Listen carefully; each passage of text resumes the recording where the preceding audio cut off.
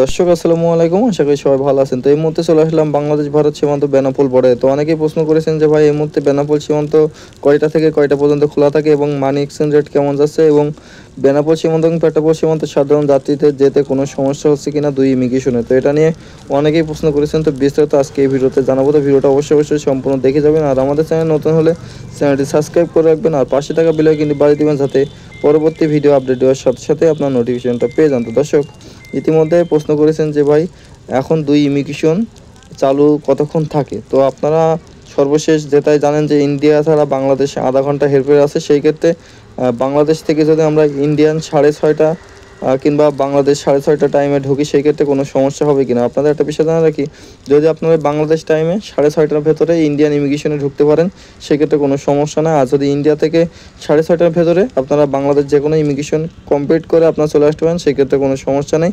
তবে সর্বশেষ খোলা থাকে 6:30 পর্যন্ত, সন্ধ্যা 6:30 পর্যন্ত ইমিগ্রেশন চালু থাকে।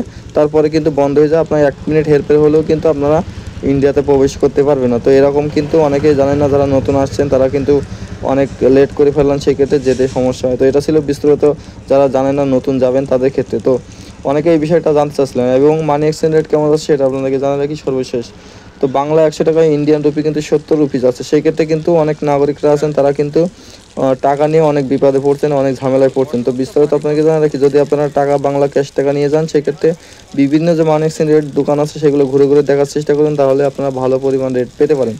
আর এই মুহূর্তে বাংলাদেশ ভারত সীমান্ত ইমিগ্রেশনে কোনো ঝামেলা হচ্ছে কিনা, তো আপনার চাইলে কিন্তু 40 থেকে 45 মিনিটের মধ্যে ইমিগ্রেশন কমপ্লিট করে চলে যেতে পারেন ইন্ডিয়াতে।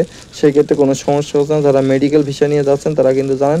আর যেটা ট্যুরিস্ট ভিসা বন্ধ আছে সেই ক্ষেত্রে ট্যুরিস্ট ভিসা কবে খুলবে এটা কিন্তু সরাসরি আপনাদেরকে জানানো যাচ্ছে না। যদি ইন্ডিয়ান হাই কমিশনার জানায় সেক্ষেত্রে কিন্তু পরবর্তী ভিডিওতে আপনারা জানতে পারবেন। তো অবশ্যই আমাদের সাথে থাকবেন। তো আজকে ভিডিও এই পর্যন্তই। সবাই ভালো থাকবেন, সুস্থ থাকবেন।